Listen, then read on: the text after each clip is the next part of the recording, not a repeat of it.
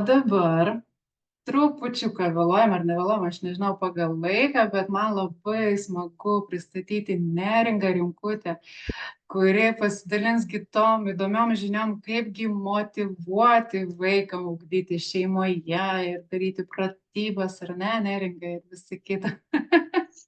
Tai papasakok man, nes man su savo paaugliuku irgi iškyla motyvacinių tokių klausimų. Tai labai norėsim tave išgirsti. Tai prašau, eteris jums. Labą dieną visiems, kas manęs nepažįsta, esu Kardakų gamtos mokyklos mokytoja, kuruoju šeimas, kurie ugdosi šeimoje, 3 vaikų mama, jau čia standartas, ir pati savo vaiką irgi ugdžiau namuose, bet dabar jie visi 3, kai mokykla yra šalia, vedu į unikalią mokyklą. Kaip vaikus motyvuoti, čia, manau, susiduria kiekviena šeima, anksčiau ar vėliau, ar jie lankytų mokyklą, ar nelankytų mokyklą, nes yra vieni dalykai sekasi labiau, kiti nesiseka, ir kaip sumotyvuoti vaiką pasidomėti tuo dalyku, gal kuris silpniau sekasi, ar ne. Tai pradėkim nuo to, kaip neatimti iš vaiko prigimtinio žingeidumo, nes kiekvienas vaikas gimęs, jis turi tą prigimtinį smalsumą, žingeidumą, eiti, domėtis, ieškoti, surasti, džiaugtis. Ir jeigu mes jam pradedam, siūlyti pusiau per prievartą dalykų, kur jam yra neįdomu, tarkim, pagal vadovėlį, ten perskaityk tiek ir tiek, prirašyk tokį ir tokį lapą, vaikas kentės ir paskui sakys stop, man neįdomu, ir tada vaikas nieko nebenori. Tai yra tiesiog persotintų smegenų sindromas, kai vadinu, ar ne, kai kad ir vaikas labai gabus, tas dažnai atsitinka netgi labai gabiems vaikams, krauna, tu dar tą sugebi, dar tą, ir jis būna jau persotinęs ir viską atveža į mokyklą, gelbėkit mūsų vaikus, nes, nieko nebenori mokintis. Tai truputį pasidalinsiu ir mokyklos patirtimi, ką mes darom, ar ne? Tai visų pirma reikia, jeigu jau persisotintos smegenys, reikia išventiliuoti jas, ar ne, išmokslinti yra toks terminas, tiesiog leisti vaikui nieko nedaryti ir palaukti, kol jis pats užsinorės kažką mokintis. Tai gali būti ar 3 klasėje, ar 5 klasėje, netgi dažnai ateina į ugdymą šeimoje tėvai, sako, gal mes ugdydami šeimoje tas vaikas atras norą mokintis, ar ne. Tai visų pirma, sakau, leiskit tam vaikui pailsėti ir žiūrėkit, per kur jam pradeda domėtis tais dalykais ir per tą jau mėgstamą veiklą integruoti tuos akademinius dalykus. Tai visų antra, jeigu mes norim motyvuoti vaikus, tai turime neužkišti jų smegenų tuo pačiu ekranais, ar ne, telefonais, kompiuteriniais žaidimais, nes tada motyvuoti yra, labai sudėtinga. Turim mes jiems palaikyti tą badavimą, ar ne, kad jiem atsirastų žinių alkis, netgi tą patį posakis yra arklį, jeigu jis nenori gerti, jo niekaip per prievartą nepagirdysi. Lygiai taip pat per prievartą neišmokinsi vaikų, jeigu jis netrokšta tų žinių. Tai visada reikia, kai ugdosi, visada truputį palaikyti tą žinių alkį. Ne persotinti, o palaikyti tą žinių alkį. Paliekam rytoj išmoksim. Dabar gal rytoj. Ir tas žingeidumas jį veda. Neskubėkim persotinti. Visų pirma, tas vienas dalykas. Jeigu mes turim problemų, labai daug kas ir sako, prie to telefono sėdi ištisai, apribojam tą telefoną. Pradinukams iš maksimum per dieną pusvalandis, ar ne, o paaugliams ten galima valandą, 2 žiūrint, ką jis veikia prie to telefono, bet ir tai kaip sakant, susitarėm, kad yra dienos ritmas, pradžiai darome ten mokinamės, paskui darome darbus, paskui pasidarom dar tą, aną, ir vakare, jeigu lieka laiko pramogoj, mes pasėdim prie to telefono, ar ne? Tai vaikus, tai paauglius ypač tai labai pamotyvuoja, kad vat aš turėsiu laiko prie to telefono, nes jau yra tas jau jų pomėgių laukas, kas jiem įdomu pažiūrėti, stebėti, kur informaciją rinkti. Ir kad irgi neužsisėdėtų tam telefone, galima tuos paauglius kryptingai nukreipti. Tarkim, mano vaikas labai montuoja, tai aš vis prašau sumontuok aną. Ir jis montuodamas renka informaciją, gauna tos patirties ir paskui sako, mama, aš išsėdėjau valandą, bet man nebuvo laiko, kada žaisti. Nu, sakau, taip, nes mūsų yra susitarimas, kad valanda prie telefono, jeigu tu jau kažką tikslingai dirbi. O po to, jeigu iš to, kai jis gauna tos geros patirties montavimo, dar jeigu pasiūlai uždarbį, kad jis gali už to užsidirbti, tai iš vis yra motyvacija jam dar tobulėti. Tai yra tikslingai nukreipti jo domėjimąsi, nu, kad ir tuo pačiu telefonu. Antra, ką dažnai vaikai klausia, ypač paaugliai pradeda klausti, kam man to reikia, kam man tie sinusai, kosinusai, prie ko čia, man visiškai neįdomu, kam man viso to reikia. Tai vat vienas iš argumentų, kai vaikams sakau, na, ištreniruotas kūnas, tarkim, jeigu mes norim būti gražūs, stipri fiziškai, mes treniruojam savo raumenis, ar ne? Jeigu mes norim pasiekti savo kažkokį tikslą, nu, gyvenime, kuo tu svajoji, ką tu norėtum išmokti, nu, ar ten verslininkas, ar architektas, ar statybininkas, ar mechanikas. Aha, tai jeigu tu nesimokinsi, kaip tu manai tą tikslą pasieksi, jeigu tu neturėsi ten, tarkim, matematikos žinių, jeigu neturėsi lietuvių kalbos žinių, užsienio kalbos žinių, ar tu iš karto manai pasieksi tapsi tuo architektu, turi ištreniruoti savo smegenis. O būtent per tuos uždavinius, per tuos dalykus, kurie tau galbūt visiškai neįdomus, tu ištreniruoji savo smegenis ir kai tau ateina laikas priimti informaciją, kuri tau susijusi su tavo specialybė, tu laisvai tai priemi, suvirškini, atrandi sprendimų, tau lengviau yra priimti visą tai, išmokti, nes tavo smegenys yra tiesiog ištreniruotos. Aš tai vadinu smegenų treniruotėm ir, nu, va, čia pasitreniruojam ir, na, kad nebūtų to vidinio nepasitikėjimo, kad aš nežinau, nemoku, čia man paukščių kalba. Ir tas pats, vat, kaip argumentas būna paaugliams, ypač tu nori savim labiau pasitikėti, ar ne? Nori pasitikėti. Tai per kur tą pasitikėjimą savimi gali ugdyti? Nu, irgi, kuo daugiau moki matematikos, tuo matematikoje tu labiau pasitiki savimi. Kuo labiau moki anglų kalbą, tuo anglų kalboje savim labiau pasitiki. Ir per visus dalykus pereinant, kai tu turi tą kažkokią bazę, tu savim daug labiau pasitiki, o paaugliams, tiek suaugusiems yra labai svarbu savimi pasitikėti.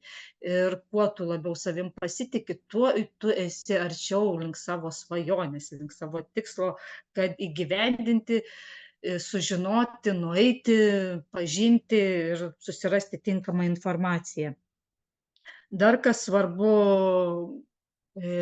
kaip motyvuoti vaikus, ar ne?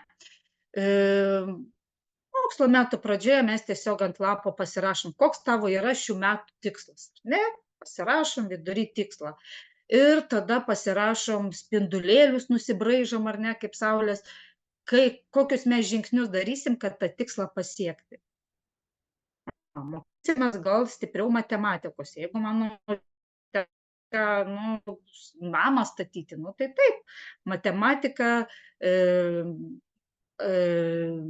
iškirto žodis, vienu žodžiu, matematinius braižybą ir taip toliau, netgi atsparumą fizinsimės, jeigu mes norime kažką pasakyti, namą, tarkim. Jeigu mes norime, nu, čia bet kuris jo tikslas ir mes tada nusibraižom kelius, kaip mes to tikslo pasieksim. Mes turėsim to, ano, trečio, ketvirto, kad metų eigoje mes įgyvendintume šitą tavo tikslą. tuos žingsnelius, kas laiptelius, kas piramidę. Esmė pats nusibrėžė, ant sienos namie pasikabino ir žino, kad aš turiu vat šitą tikslą ir tada netgi susiplanuoja, kaip sakau, tas dienos ritmas yra svarbus vaikui. Tada ir vaikas saugiau, ramiau žino, kad jis eina link to tikslo. Tarkim, dienoje mes nuo ryto vat iki tokios valandos su pertraukom mes mokinamės. Aha, mano tikslui pasiekti reikia, kad aš per savaitę bent 3 kartus matematikos mokinsiu, arba 5 kartus man reikia anglų, nes aš tikrai noriu išvažiuoti į užsienį ir ten pabūti stovykloje kažkokioje. Tai tada mes padidinam anglų kalbos. Kur koks tikslas ir tada žiūrim, kokių dalykų mums reikia savaitės bėgyje patobulinti ir kaip mes tą dalyką link svajonės galime išmokti. Tai labai tai užveda ir, kaip sakant, padėti tėvams vaikui pasiekti tikslą iki galo. Eiti žingsnis po žingsnelio ir pasiekti tą tikslą, nepamesti savo tikslo. Netgi mažesni vaikai, kai būna, siūlom savo sąsiuviniuose susiplanuoti dieną. Vat šiandien aš darysiu tą, darysiu kitą, darysiu trečią ir pabaigoj susiplanuoju savo dieną. Kažkas man trukdo, ar ne, Vaida? Ar ne? Susiplanuoju savo dieną ir tada dienos pabaigoje mes apkalbam, kaip mums sekėsi, ar mes nepametėm savo plano, ar pavyko mokintis tą, ar pavyko tą įgyvendinti, ar visko spėjom, ar ne per daug susiplanavom. Tai va tas, kad vaikas jaustų tą laiką, kad kiek jis gali ir tuos žingsnelius darytų. Dar vaikus motyvuoja tai, kaip įvertinimas toksai, ar ne, mokyklose pažymiais vertina, bet jeigu ugdosi šeimoje, vaikų kaip ir nereikia tais pažymiais vertinti, bet tikrai rekomenduojama daryti tą tokią liniuotę, skalę, kai jis vertina savo asmeninę padarytą pažangą. Tarkim, žiūrėk, rugsėjo mėnesį, rugsėjo 1 mes turėjom matematikoje buvo 0, nuo to pradėjom. Ir jau rugsėjo mėnesį mes jau kiek tą liniuotę iki 100, kiek mes jau skalių pajudėjom į priekį, išmokę ten ar lietuvių, ar matematiką, kaip mes judam į priekį, tobulėjom. Labai yra irgi toks, mes turim pasidarę, tarkim, medį, ar ne, tokį ant sienos pasikabini, ant A3 formato medį be lapų. Ir kiekviena šaka yra, tarkim, kažkoks dalykas. Geografija, istorija, matematika, lietuvių, fizika, ar ne. Didesniems gal taip neįdomu, bet mažesnius tai labai užkabina. Ir kai mes išmokstam matematikos daugybą, mes nupaišom lapelį ir parašom daugybą iki 5, ar ne. Kitas lapelis daugybą iki 10, ar ne. Trupmenų skaičiavimas ir kiekvieną tą šaką mes lapeliais apipaišom, užrašom, ką mes jau išmokom ir nuspalvinam, ar ne. Ir jau po pusės metų mes matom, kaip mūsų tas medis jau sulapavęs, jau daugiau lapų turi. Metų gale išvis jis bus labai, labai daug lapų turės ir galbūt, kai vaikams sakom, kai tavo medis turės 100 lapų, mes, galbūt jo kažkokią svajonę išpildysim, galbūt mes kartu nuvažiuosim, ne į kiną, galim sakyti, bet nuvažiuosim paslidinėti, galbūt mes, ką vaikas svajoja, apdovanoti tuos 100 lapelių asmeniniu dėmesiu, nes vaikai, ko labiausiai nori iš tėvų, tai būtent to asmeninio dėmesio, kada tu jų nemokini, nesakai daryt to ar ano, ar tu ten susitvarkyk, kada su vaiku tėvai pramogauja. Tai va šitą laiką asmeninį, kada jokių rūpesčių, jokių darbų nėra, mes tiesiog pramogaujam, nes mes jau 100 lapų turim, ar ne. Tai vienas iš motyvacijos būdų, kad auginti tą savo medį. Kitais metais kitas medis, ar ne? Tai sukurti dar tinkamą atmosferą namuose irgi labai svarbu. Tarkim, jeigu dažniausiai tas pirmas pusmetis tėvam būna ta tokia įtampa, jeigu aš neišmokinsiu, tas vaikas neklauso, aš čia nesusitvarkysiu, tos va tėvų baimės, įtampos ir dažniausiai vaikai pasako, nenoriu mokintis vien dėl to, kad jis nenori tos įtampos jausti iš tėvų, to spaudimo iš tėvų nenori, nors vaikas kaip iš prigimties žingeidus, bet jausdamas tą įtampą, galbūt tėvai to ir nepasako, bet jis sako, ne, nenoriu, ne, nenoriu, nenoriu mokintis, nenoriu. Kai pradedi klausinėti, jis, nu, viską moka, daug ką žino ir aš tėvų sakau, kad jis jau 1 klasę praėjo, ko jūs pergyvenat po pusmečio, kad jis kažko neišmoks. Na, o neišsėdi, neklauso vaikas. Aplamai skiriasi, ar vaikas atsižvelgt turėtume ir ar berniukas, ar mergaitė, tarkim, berniukus, ypač kol jauni, tie pradinukai pasodinti pusę dienos į suolą, tai yra berniukams yra, nu, tragedija, jų uždarysit jų kūrybiškumą. Tai visų pirma, tam, kad berniuką pamotyvuoti mokintis, reikia fizinės mankštos ryte padaryti. Kokią valandą judrūs žaidimai, ar ten dviračių, ar futbolas, ar krepšinis, tiesiog fiziškai išsijudam, tada jų, kaip sakant, išjudėję, jie tada ramiau gali atsisėsti, sutelkti daugiau dėmesio į pamokas. Mergaitės atvirkščiai, jos gali atsisėsti ir jos gali ilgai sėdėti, daryti, irgi čia žiūrėti, aišku, pagal vaiką.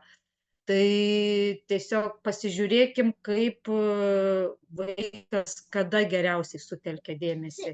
Tada nereikės kažkokios taikyti, jei tu to nepadarysi, negausi to, nuo trečio. Tiesiog pagal vaiko charakterį, pagal temperamentą galim parinkti ir mokymosi tempą, ir užduotis parinkti. Tai šitą atmosferą namuose irgi tiesiog, jeigu jaučia tėvai, kad nepaleidžia tos įtampos, jūs vis tiek nervuoja, bijote, tai tiesiog pasamdykit kaimyną arba ten kokį studentą, jis ateis atsipalaidavęs, be jokios įtampos ir pamatys, kad tas vaikas labai šauniai mokinasi ir visai jis gerai gaudosi toj anglų, matematikoje. Tai va daug kas yra, va, netgi taip pabandė, arba paprašykit vyresnio brolio, kad jis jau baigęs mokyklą pamokintų tą jaunesnį. Jūs tą įtampą paleisit ir vaikas atras, nu, kad visai mokintis ir nieks manęs nespaudžia, negniaužo, nereikalauja, tai vat jūs nesusigadinkit po savo santykių su vaikais, kaip tik ieškokit, per kur mes galim susivienyti, tapti draugais, per kur viens kitą pastiprinti. Tai čia yra labai svarbu ir tada labai lengva su vaikais susitarti, daryti susitarimus. tą pusdienį mes, tarkim, mokinamės, skiriam tam laiką, kitą pusdienį skiriam pramogom, o po to jau ten telefonų, jeigu lieka laiko. Tai tiesiog tas visada yra tarimasis, derėjimasis, ypač jau kaip paaugliai visada paklaus, paprieštaraus ir labai gerai, kad prieštarauja. Jie labai, aš galvoju, kodėl tas vaikas visą laiką ginčijasi su manim, bet jam reikia tų argumentų, jis visada galų gale sutinka su tuo. Ir jis prisirenka iš manęs argumentų, kodėl tai reikia. Ir jis paskui nuėjęs į kitą aplinką labai būna pasikaustęs tais argumentais, įrodinėdamas savo tiesą, kodėl taip reikia, kodėl taip. Ir viskas gerai, kad vaikas ir nesutinka, ir ginčijasi, ir visada reikia ieškoti to viduriuko. Susitarėm tiek laiko tam ir laikome susitarimo. Tai va tas aiškumas, kad mes laikomės mūsų bendro susitarimo vardan bendro tikslo. Tinkama aplinka, čia irgi mačiau, klausė tėvai, kokia ta būtų tinkama aplinka, tai kol buvo pradinukai, tai pas mane būdavo namie visur knygutės padėtos, tai matematikos, tai ten kažkokios pasakų knygelės, tai dar kažkas, ir ant stalo, ir ant spintelės, ir prie lovos, ir dar ten tos spintelės. Ir vaikai nori, nenori, jie pradeda žiūrėti, o kas čia tose knygelės, o kas čia parašyta, tai pradedam skaityti. Tai vat su tais visokiom knygelėm, kurios visur, kur tik pasižiūrėsi, arba jeigu nori, kad išmoktų vaikas groti, tai padėk ant praeinamo stalo ar tos komodos gitarą. Jis kasdien tada paims ir ją pradės skambinti, nes jį visą laiką ant akių. Tai, ką mes norim, kad vaikas įsisavintų, tiesiog mes padedam, kad jis visą laiką būtų ant akių. Ta pati, tarkim, daugybos lentelė, kai dažnai pastringa ir nebepraeina toliau. Nu, pakabinkim tą daugybos lentelę tualete, ar ne? Nu, kasdien eina, nu, kasdien žiūrės ir, nu, galų galiausiai atsimins, ar ne?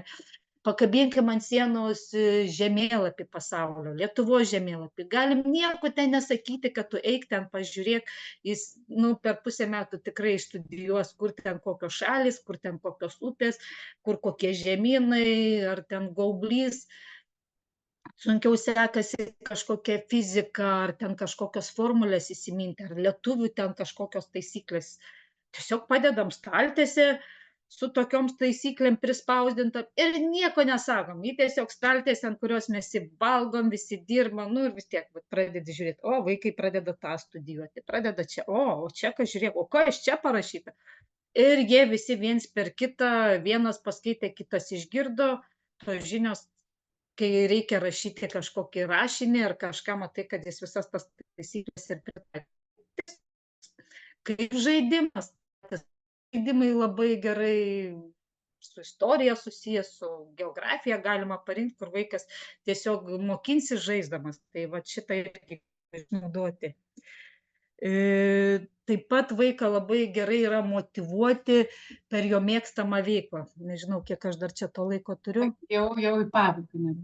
Tai paskutinis, va, per mėgstamą veiklą, tarkim, vaikas, tarkim, mano sūnus sakė, nu, noriu statyti tualetą lauko. Nu, prašau, eik statyk.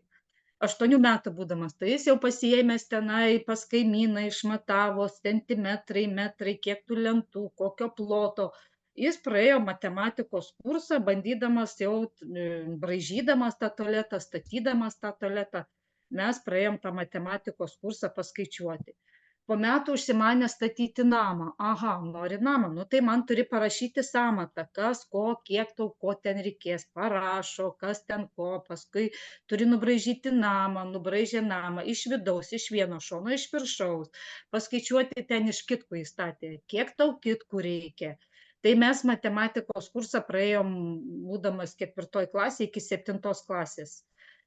Kiek ten pinigų kainuos, kokių ten medžiagų, kur ten ką. Ir per tą jo mėgstamą veiklą mes integravom visus akademinius dalykus. Paskui, kai jau mokykloje, jam tik tenka prisiminti tai, ką jis kažkada skaičiavo. Lygiai tas pats vaikas, nu, kitas vaikas plaustą sugalvojo statyti. Va, žinau gerą filmuką, kaip statyti plaustą, tik tai jis angliškai. Jis anglų, aš nesimokinsiu, man jį nepatinka. Aha, žiūri, nu tikrai ten geras filmukas. Ir pradeda verstis ten tuos žodžius, pradeda gilintis ir kiek angliškų gerų ten pamokančių programėlių. Ir dabar žiūri, jis mašinas jau remontuoja, tai irgi vat paima, įsiverčia, kas ten kur ką. Ir viskas. Viskas, matau, man jau rodo pabaigą. Tai žaisti, gyventi su džiaugsmu, daryti ir tiesiog leisti vaikui ir nenorėti. Išlaukti, kol vaikas pats susidomės tuo dalyku, bet sukurti tinkamą aplinką. Sėkmės visiems. Ačiū, Neringa. Nu, koks įdomus pranešimas ir koksai, oi, aš taip pasitikrinau, iš karto galvoju, o mes taip darom, tai vat, tualete pas mus daugybos lentelė kabo, ir kaimynkas moksleivis samdėm, tai įsivaizduokit, sūnus mano ten 14-kinis, 1,90 m, ateidavo mokytoja jam iki bambos tokia moksleivė ir puikiausiai būdavo pamokos ir labai dar pigiai, svarbiausia, buvo genialumas paprastume. Tai ačiū, Neringa, nu, fantastiškos įžvalgos ir tikrai iš karto atsiranda tokios vilties, kad viskas čia įmanoma ir dar svarbiausia, kad vaikas mokosi net nejučia, ar ne, tas įdomiausia. Ir ne tai, kad išmoko teoriją, o jis jau išmoksta teoriją iš praktikos. Tai yra pirmą daro, o po to jau mokosi. Ne? Tai čia yra nuostabu. Iš tikrųjų, dar atsakysiu labai greitai vieną klausimėlį, ne klausimėlį, o tiesiog, nu, tai kaip ten tie vaikai, žodžiu, aš seniau 2 metus dirbau Seime ir švietimo srityje, būtent ir ten sakydavo, nu, va, ugdymas šeimoje, ir tai sako, ai, čia tie, kur nesimoko, žinai, ir aš taip, Tai va dėl to, kad, žinai, kas bijo, kad kas nesimoko, tai iš tikrųjų, kiek vat, jau mes stebim 3 metus testavimo, bent jau vat, mūsų mokykloje, tai žinokit, nu, rezultatai tikrai džiugina ir net stebina. Ir ypač nepatikėsit, bet matematikui. Aš nesuprantu, kodėl, nes man matematika iš viso yra kosmosas, bet yra vaikų, pradinukų ypač, kurie matematikos pratybas yra padarę už metus ar 2 į priekį. Nu, nes jam įdomu, žinai, ir nes jam tai patinka. Ir mes iš tikrųjų vat, ir skatinam, kad jeigu vaikui tas įdomu, ir, pavyzdžiui, ta matematika, tai tegu jis ir mokosi tos 3 mėnesius tą matematiką, ar 4. Jeigu jam įdomu piešti, ar ne, Neringa, sutinki?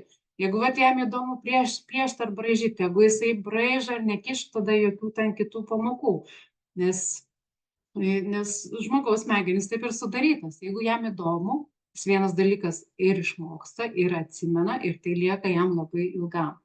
Tai vat, ką norėjau pasakyti dėl to, kad čia tie, kur nesimoko, tai iš tikrųjų akademinės žinias vaikų yra tikrai gan stiprios. Aš pamenu iš laikų Londone, kaip klausinėdavausi, nu kaip, ar ten įstoja, sako, mano dukra niekada nesimokė biologijos, bet norėjo, vat sugalvojo stoti į veterinariją, čia ne mano dukra, čia kur klausinėjau. Sako, jinai per 3 mėnesius mokėsi tik biologiją ir jinai išlaikė A lygį biologijos egzaminą ir įstojo į veterinariją. Kodėl? Nes jai buvo įdomu, nes jinai turėjo tikslą. Ir va, kaip Neringa sako, tu turi motivaciją tą įdėti, dėl ko tu mokaisi pirmiausia. Ir kai tu atsakai dėl ko, tai tada ir tas kelias yra daug lengvesnis. Taip, čia ne tie, kur nesimoko, tie, kur mokosi be kančios. Taip, teisingai, gerai komentuojat. Ir mačiau keletą klausimų, tai juos tenksimės atsakyti ir konferencijos pabaigoje. Neringa irgi pasižymėjo keletą atsakymų, tai dar grįšim. Tai